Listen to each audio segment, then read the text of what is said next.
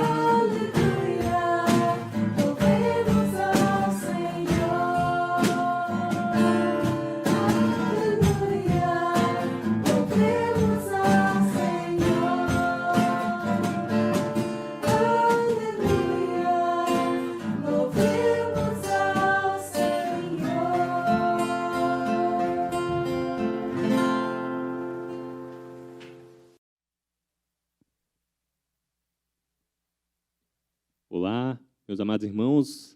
Antes de mais nada, quero desejar a vocês boa noite. Agora nós vamos dar prosseguimento, né? Na verdade, agora vai ser a nossa última mensagem, cujo tema é Ele Vive. Foram 4 mensagens acerca da Páscoa. E nossa última mensagem de hoje é Ele vive em nossa comunhão. Ou melhor ainda, nós vivemos em sua comunhão. Como mais tarde, ao longo da mensagem, a gente vai entender. Então, meus irmãos, para começarmos a nossa mensagem, vamos orar. Vamos orar agora, nesse momento, onde nós estivermos. Senhor Deus Pai, graças te damos, Senhor, por essa noite. Te agradecemos, Pai, porque o Senhor tem nos dado vida e nos deu a possibilidade de estarmos aqui, ouvindo a Tua palavra, Pai. Ó Senhor, nós te pedimos, Pai, para que o Senhor esteja a me abençoar aqui, para que o Senhor, Pai, passe aquilo, Pai, que o Senhor falou, Pai, ao meu coração durante essa mensagem, ao coração, Pai, dos meus irmãos. Meu Pai, perdoa, Pai, os meus pecados, pois sou indigno de levar a Tua palavra aqui, Pai. Perdoa os pecados dos meus irmãos aqui nessa noite, Pai. Ó Senhor, nós te pedimos, Pai, para que o Senhor fale ao coração de cada um que estiver ouvindo essa mensagem, Pai. E te pedimos, Pai, para que nós possamos compreender, entender, Pai, como funciona, Pai, a comunhão e o relacionamento com o Senhor e com os nossos irmãos. Meu Pai, nós te agradecemos por tudo, Pai. Te pedimos para que o Senhor nos dê atenção a essa mensagem. Em nome de Jesus, amém. Então, meus amados irmãos, como eu introduzi aqui agora, a nossa mensagem, o tema é Ele vive em nossa comunhão. E é interessante falar sobre comunhão no ambiente, na verdade, na situação em que nós nos encontramos, né? Para mim, particularmente, foi desafiador, né, falar sobre comunhão em tempos em que a gente se encontra recluso em casa, né, aparentemente, e na verdade no intelecto de todo mundo, né, que faz parte da igreja, a gente tem que comunhão é justamente estar junto com os irmãos, né, para exercer isso de certa forma, né. Por isso eu considerei desafiador, né, mas fiquei muito feliz que ao ler as Escrituras, ao buscar a revelação de Deus, eu consegui compreender que mesmo em tempos de reclusão, é possível nós termos comunhão. E para dar prosseguimento, eu gostaria que todos abrissem as Escrituras no texto que vai ser o nosso texto base dessa mensagem de hoje, que se encontra lá na primeira carta de João, no capítulo 5, versículos de 1 ao 5. 1 de João, capítulo 5, versículos 1 ao 5. Eu peço para que todos permaneçam atentos à leitura da palavra do Senhor. Todo aquele que crê que Jesus é o Cristo é nascido de Deus. E todo aquele que ama ao que o gerou, também ama ao que dele é nascido. Nisto conhecemos que amamos a Deus, que amamos os filhos de Deus, quando amamos a Deus e praticamos os seus mandamentos. Porque este é o amor de Deus, que guardemos os seus mandamentos. Ora, os seus mandamentos não são penosos, porque todo que é nascido de Deus vence o mundo. E esta é a vitória que vence o mundo, a nossa fé. Quem é que vence o mundo, senão aquele que crê ser Jesus, o Filho de Deus? Amém.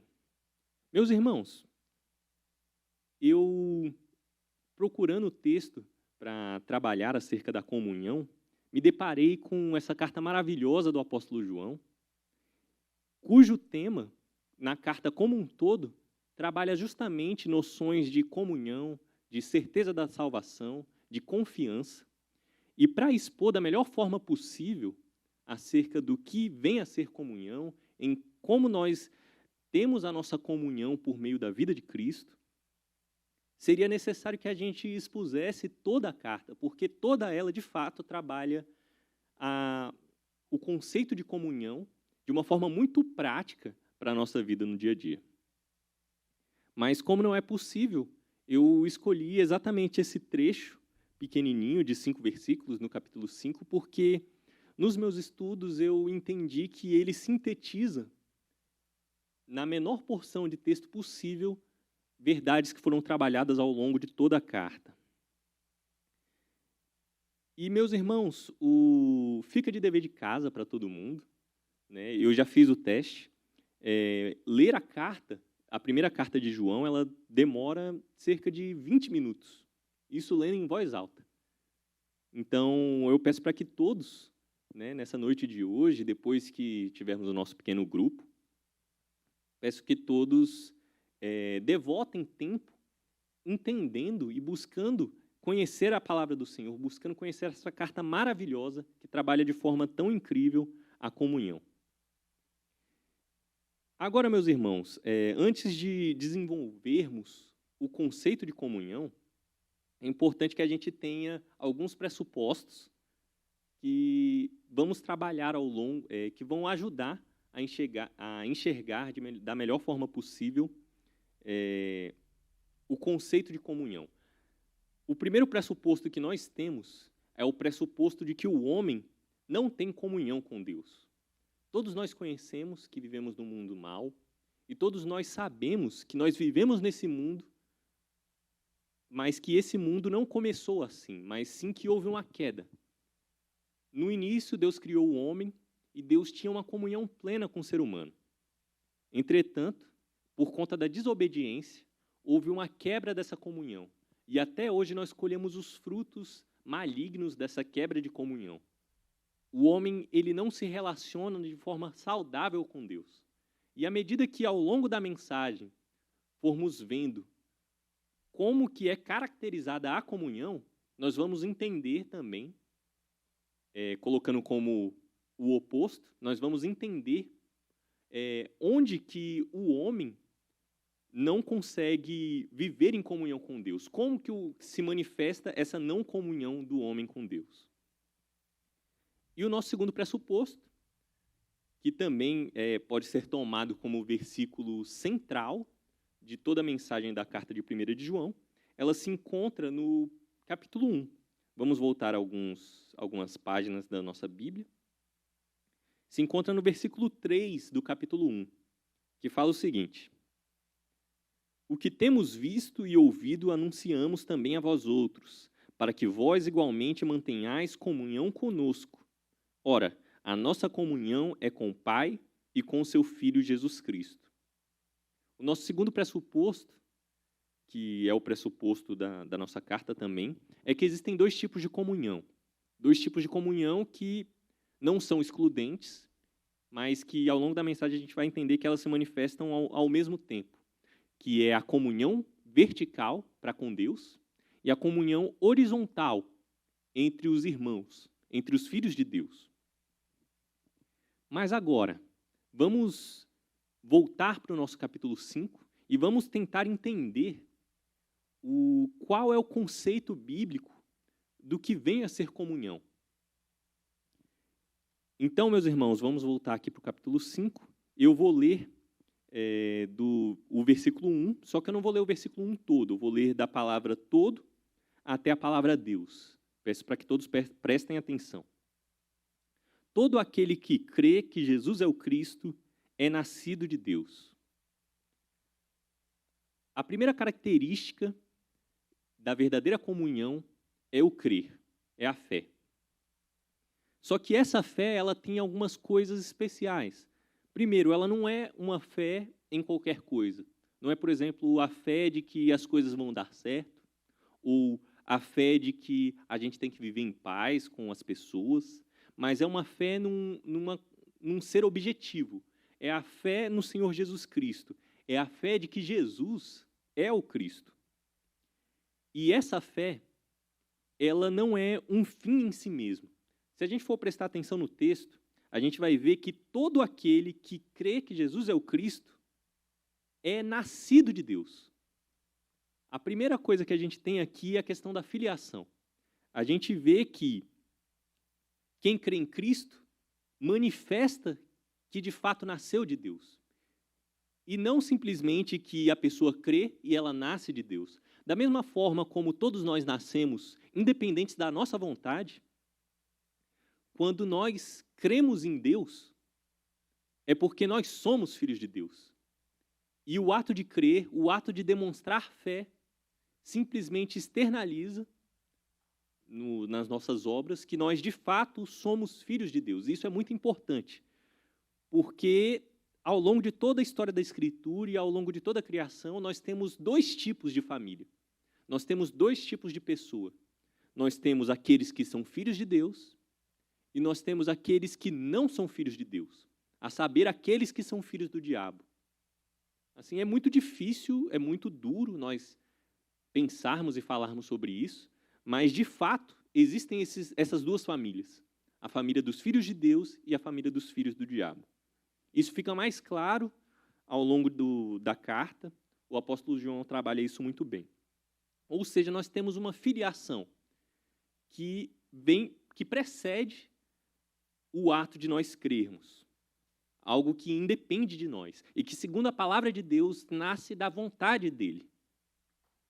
Outra coisa que é importante nós levarmos em consideração é um outro texto que é muito famoso entre nós protestantes, entre nós crentes, que se encontra em Romanos 1, versículo 17, que fala o seguinte: porque a justiça de Deus se manifesta de fé em fé.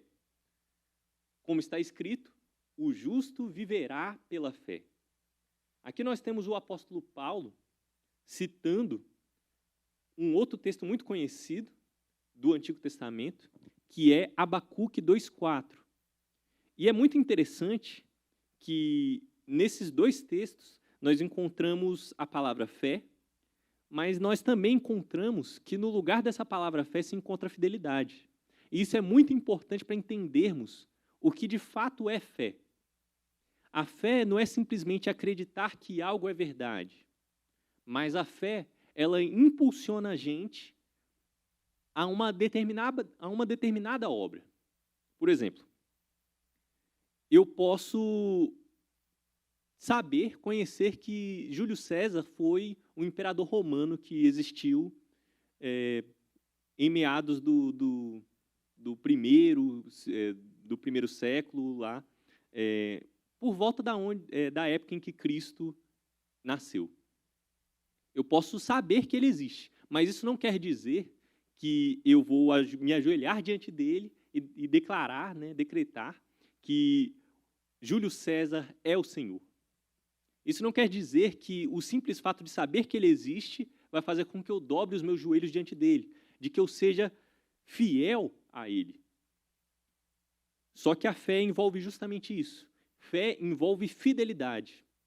Nós temos, por exemplo, Tiago, que fala que o simples saber informações, saber que Jesus é Deus, e isso não gerar nenhuma mudança interna na gente, simplesmente ter esse conhecimento, é a mesma coisa que os demônios fazem.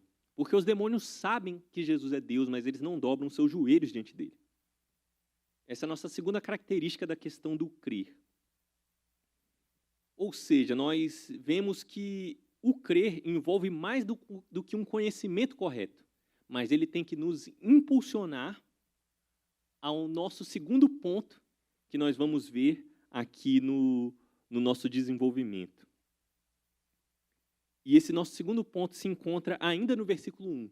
Eu vou ler o versículo 1 a partir da palavrinha E, em continuação de Deus. E todo aquele que ama ao que o gerou, também ama ao que dele é nascido. A nossa segunda característica é o amor, é amar.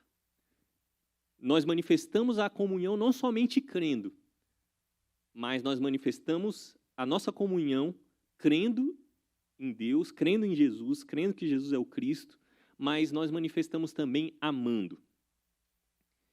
E esse nosso amor, ele se manifesta de duas formas. Manifesta o amor vertical, do homem para com Deus, e o amor horizontal, do homem para com o seu semelhante.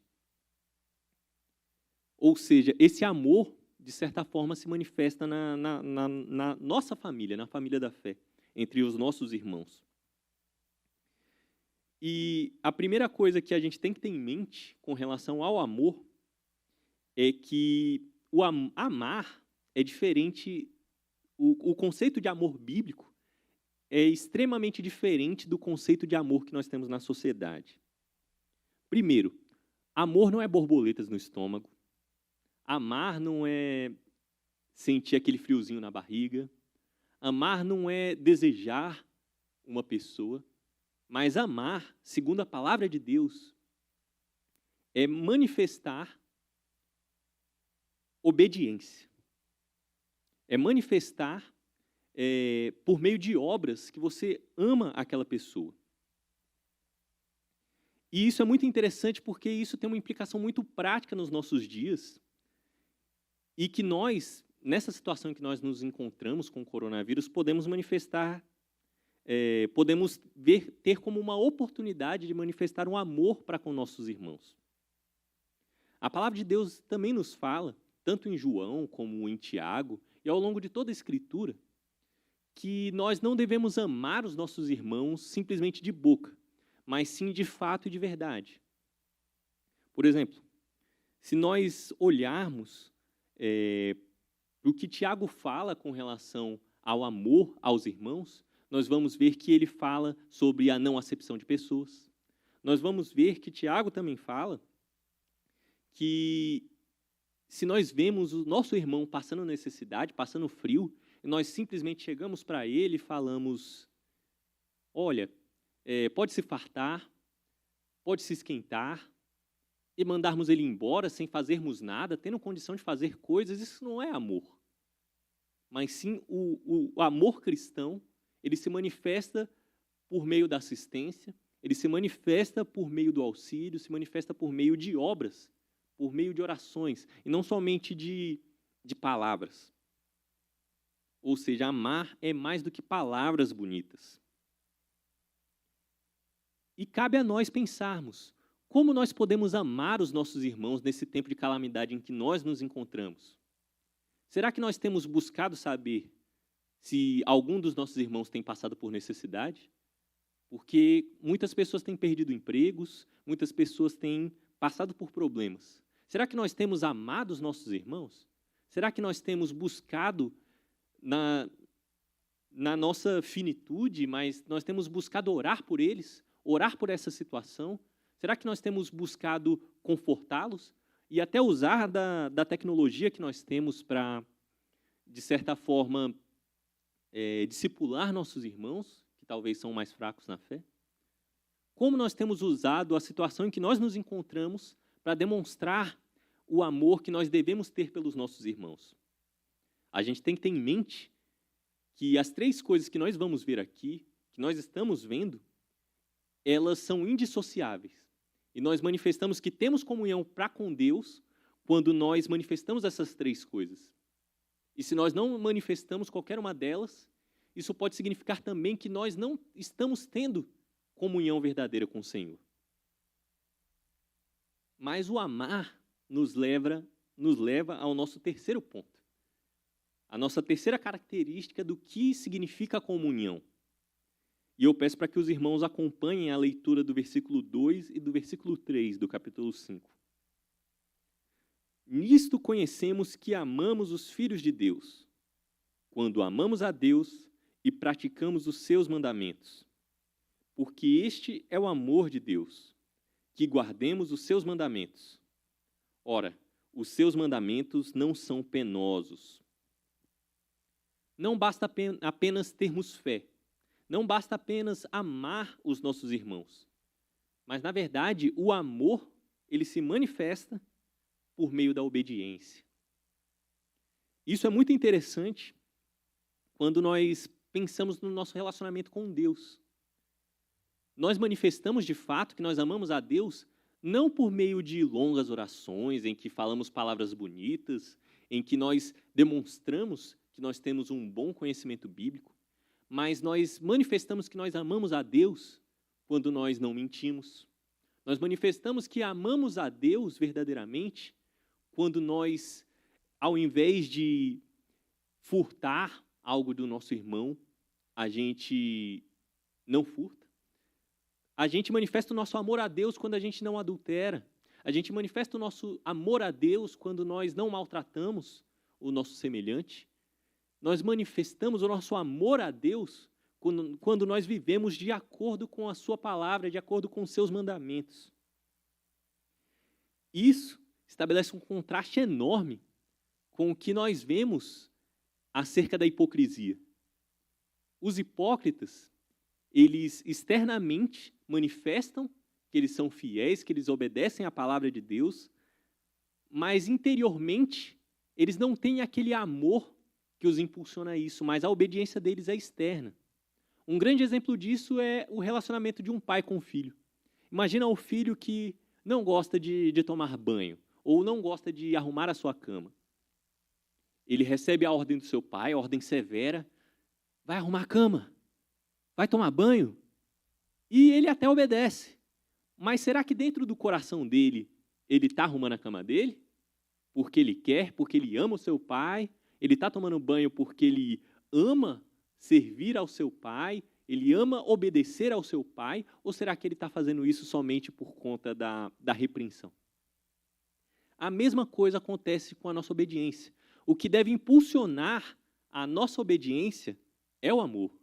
E o que impulsiona o nosso amor é a fé no Senhor Jesus Cristo. Confissão sem amor é mentira. Confissão sem amor é falsidade, é hipocrisia. E é interessante a gente ver nesse versículo 3 que os mandamentos do Senhor não são penosos, não são pesados. E isso entra em contraste com muitas vezes a visão que a gente vê que o mundo tem sobre os crentes e que até nós crentes temos sobre a obediência a Deus. É interessante a gente parar para pensar que muitas vezes a gente tem uma disposição mental errada com relação a como obedecer a Deus. Muitas vezes a gente pensa assim, o mandamento, por exemplo, ele chega para nós e nos fala, não adulterarás. Só que muitas vezes a gente tem aquela disposição mental de pensar assim,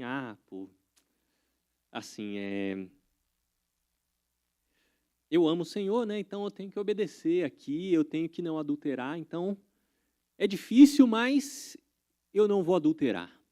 Eu não vou olhar para as pessoas com desejo impuro no meu coração. Mas a motivação correta para a obediência não é essa. Não é uma obediência que nos priva das coisas boas da vida, mas sim é uma obediência que demonstra de fato o que é viver. O pecado, ele estragou tanto a gente, estragou tanto o ser humano, que fez com que a gente parasse de olhar para as ordens de Deus, olhar para os mandamentos de Deus como se fossem coisas amorosas, manifestações de amor. E nós passamos a olhar para aquilo que é falso, para aquilo que é degradante, para aquilo que é difícil, que é ruim, e a gente olha para essas coisas e fala assim, não, isso é a vida verdadeira. Só que a vida em abundância, a vida verdadeira, o verdadeiro propósito do ser humano, que foi feito à imagem de Deus, é justamente obedecer à lei de Deus. Quando nós obedecemos à lei de Deus, nós manifestamos de fato que nós somos seres humanos. Mas se nós vivemos no pecado, nós estamos nos tornando pouco a pouco, cada dia, mais desumanos, mais animais, mais seres que não refletem a glória de Deus, mas que refletem uma imagem distorcida que foi propagada pelo próprio diabo. Ou seja, a nossa obediência, ela não deve ser pesada, mas ela deve ser amorosa. Quando nós temos uma pessoa amada, a nossa namorada ou o nosso namorado, a gente busca agradar a ele, busca agradar a essa pessoa, não como se fosse algo pesado para a gente, mas porque a gente tem prazer. E, de fato, um coração que verdadeiramente crê em Cristo, que verdadeiramente ama a Deus, vai obedecê-lo de forma amorosa e não vai considerar pesado viver de acordo com a palavra de Deus. E por meio da obediência, a gente manifesta tanto esse amor para com Deus, quanto esse amor para com o nosso irmão.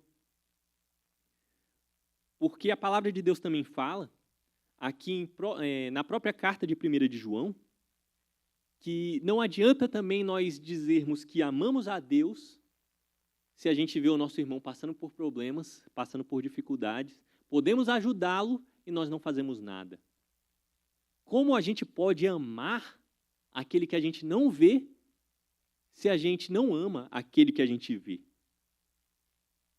Então, de fato, essas três coisas caracterizam a verdadeira comunhão: a fé no Senhor Jesus Cristo, o crer, o amar e o obedecer. E isso é interessante porque o contrário disso manifesta exatamente o estado daquele homem que não tem comunhão com Deus. Primeiro, o homem que não tem comunhão com Deus, ele não crê em Cristo. Ele não tem esperança, ele não deposita a sua esperança no Senhor Jesus.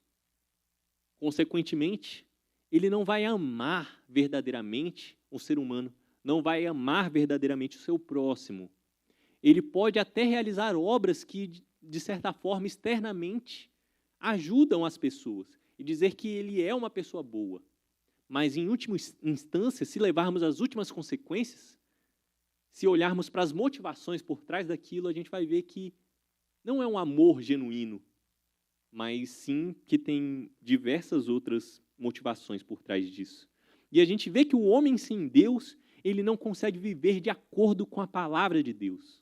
Ele não consegue olhar para os mandamentos de Deus e sentir prazer neles, mas sim ele foge da palavra de Deus, ele foge dos mandamentos de Deus. Porque o homem carnal, ele não pode se submeter à lei de Deus, ele não consegue viver debaixo da lei de Deus. E esse conceito de comunhão, que envolve essas três coisas indissociáveis, nos leva à consequência dos versículos 4 e 5, que falam o seguinte: porque todo o que é nascido de Deus vence o mundo, e esta é a vitória que vence o mundo, a nossa fé.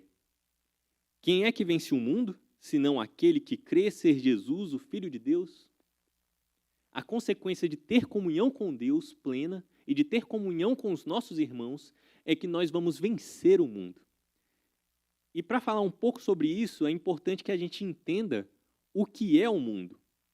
O mundo não é o planeta, o mundo não são as pessoas, mas o mundo aqui nesse texto, ele é o sistema que rege a sociedade, o sistema que rege esse mundo em que nós vivemos, que odeia a Deus e que é governado por Satanás. Eu peço para que os irmãos entendam muito bem, que deixem o dedo aqui em 1 de João capítulo 5 e voltem um pouquinho, voltem alguns livros, né? Vão lá para Efésios capítulo 2. Lá a gente vê o que é o mundo e quem é o príncipe desse mundo. Efésios capítulo 2, eu vou ler aqui rapidinho com os irmãos, do versículo 1 em diante.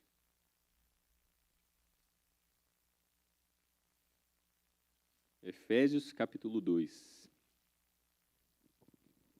Ele vos deu vida, estando vós mortos nos vossos delitos e pecados, nos quais andastes outrora, segundo o curso deste mundo, segundo o príncipe da potestade do ar, do espírito que agora atua nos filhos da desobediência. Aqui é falado sobre esse sistema. Um sistema que é governado pelo príncipe da potestade do ar. E esse príncipe da potestade do ar, ele é o diabo, ele é Satanás. Ou seja, nós vivemos num mundo que odeia a Deus, um mundo que não ama ao Senhor e que não pode sequer amá-lo e não busca viver de acordo com ele. E é muito fácil a gente perceber isso no nosso dia a dia. Basta a gente ligar a TV, basta a gente conversar com as pessoas e a gente vê que as pessoas, elas têm um governante, elas têm um cabeça por trás delas que controla a forma como elas devem pensar, a forma como elas devem agir e proceder. mas aquele que é filho de Deus, aquele que crê, aquele que ama, aquele que obedece, aquele que tem comunhão plena com o Senhor e com seus irmãos, é aquele que vence o mundo. E o vence aqui é vence o mundo continuamente. Não é um ato que se deu quando a gente creu no Senhor Jesus e não mais, mas é um ato diário. Aquele que ama a Deus, aquele que crê nele e aquele que obedece, diariamente, ele vence o mundo. E no proceder, a gente vê que o apóstolo João ele volta àquela ideia inicial. Quem é que vence o mundo, senão aquele que crê ser Jesus, o Filho de Deus? Ou seja, essas três coisas, esse efeito dominó, que nós vemos aqui de crer, amar e obedecer, que é o conceito aqui trabalhado nessa carta de comunhão, esse efeito dominó, ele termina com vencer o mundo e novamente ressalta que vencer o mundo é crer que Jesus é o Cristo. E agora, meus irmãos, é importante nós pararmos para analisar a nossa condição como ser humano. E é meio triste quando a gente para pensar nisso, porque sabendo que ter comunhão com Deus é crer, amar e obedecer, e a gente olha para nós, a gente vê que, de fato, a gente não consegue crer perfeitamente, mas a nossa fé ela é muito falha. A gente vê que a gente não consegue amar perfeitamente, tanto o nosso irmão quanto a Deus. Porque se de fato amássemos a Deus perfeitamente, nós não desobedeceríamos a Ele. Se nós amássemos os nossos irmãos perfeitamente, quão grande seria o impacto que nós geraríamos no mundo. Mas justamente porque nós não amamos perfeitamente, nem Deus, nem os nossos irmãos, nós não obedecemos e nós não vivemos de acordo com a palavra de Deus. Ou seja, a gente não, por nós mesmos, a gente não consegue ter comunhão com Deus. E essa é a má notícia. Mas, graças a Deus, porque Jesus vive, graças a Deus pelo Senhor Jesus, Ele é o objeto da nossa fé e por conta dele, por conta da vida dele e por conta da morte dele, nós podemos ter comunhão plena com o Senhor, nele. Vocês lembram que no início dessa mensagem eu falei que o nosso título é Ele vive em nossa comunhão, mas que ele seria melhor entendido também, ele se tornaria mais claro por nós vivemos em sua comunhão? Agora a gente vai entender melhor isso. Quando a gente olha para a Escritura, a gente vê que Deus, ele exige não o melhor que a gente pode fazer, mas Deus exige a perfeição. Deus exige a justiça. Ou seja, se nós vivemos o pecado, se nós pecamos, nós não conseguimos alcançar o grau de justiça, o grau de retidão que Deus requer. E por conta disso, por conta do nosso pecado, nós não merecemos o céu, nós não merecemos a salvação, mas sim merecemos a condenação e o inferno. Só que na medida que nós não cremos perfeitamente, Cristo creu perfeitamente em Deus. Na medida que nós não amamos a Deus nem aos nossos irmãos perfeitamente, Jesus amou a Deus perfeitamente, ao ponto de dar a sua própria vida para cumprir os propósitos de Deus. Na medida que nós desobedecemos a Deus todos os dias e a todo momento, Cristo obedeceu a Deus perfeitamente. E quando a gente olha para a Escritura, a gente vê que o justo tomou o castigo que estava destinado aos injustos e voluntariamente ele morreu no lugar de nós que deveríamos morrer, para que, por meio da sua morte, a nossa dívida, o nosso pecado, a nossa injustiça fosse sanada, fosse paga. Aquilo que nós deveríamos pagar, o Senhor Jesus pagou. Mas a história não parou por aí, porque o Senhor Jesus Cristo ele ressuscitou.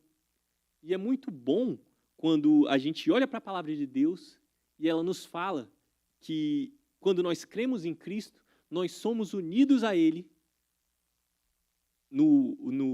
Nós somos unidos a Ele na sua morte e nós somos unidos a Ele na sua ressurreição.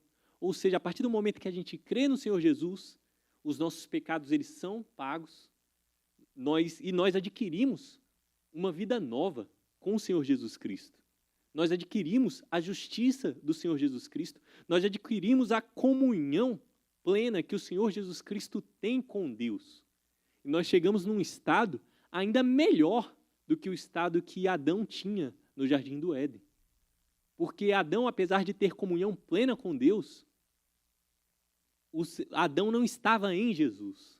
Só que a partir do momento que nós cremos em Jesus, nós estamos em Jesus e por meio da comunhão que Ele tem com o Pai, nós podemos ter comunhão plena com o Senhor. E essa comunhão plena com o Senhor, ela permite que nós tenhamos comunhão plena com os nossos irmãos. Então, meus irmãos, será que nós temos tido comunhão com o Senhor Jesus? Será que nós temos tido comunhão com os nossos irmãos? Como nós devemos manifestar a comunhão com os nossos irmãos? Como nós podemos usar essa oportunidade em que nós nos encontramos de problemas, de calamidades públicas, de pessoas, de nossos irmãos passando necessidade, para que nós possamos manifestar o amor que nós temos por eles? Meus irmãos, que a gente tenha sempre em mente que ter comunhão com Deus e com os nossos irmãos é crer no Senhor Jesus, é amar, não só de boca, mas de fato e de verdade, e é obedecer a palavra de Deus. Amém? Vamos orar. Senhor Deus Pai, obrigado, Pai, por essa verdade que o Senhor tem nos mostrado aqui por meio da Tua palavra. Obrigado, Senhor, porque o Senhor nos mostra que ter comunhão contigo envolve esses três aspectos básicos. Crer verdadeiramente no Senhor, que nos leva a amar o Senhor e amar os nossos irmãos. E nós manifestamos tanto o amor ao Senhor, quanto o amor aos nossos irmãos, quando nós obedecemos a Tua palavra. Senhor, perdoa-nos, Pai, perdoa-nos porque nós não cremos como devíamos, nós não amamos como devíamos, muito menos obedecemos como devíamos obedecer. Ó Senhor, quando olhar para nós, Pai, olha para nós por meio do Senhor Jesus Cristo. Olha para nós em Jesus Cristo. E, Senhor, à medida que Ele vive, que nós possamos viver em novidade de vida. Que nós possamos, Pai, de fato viver para a Tua glória. Que nós possamos ter comunhão plena com o Senhor. Meu Pai, assim nós oramos, em nome de Jesus. Amém.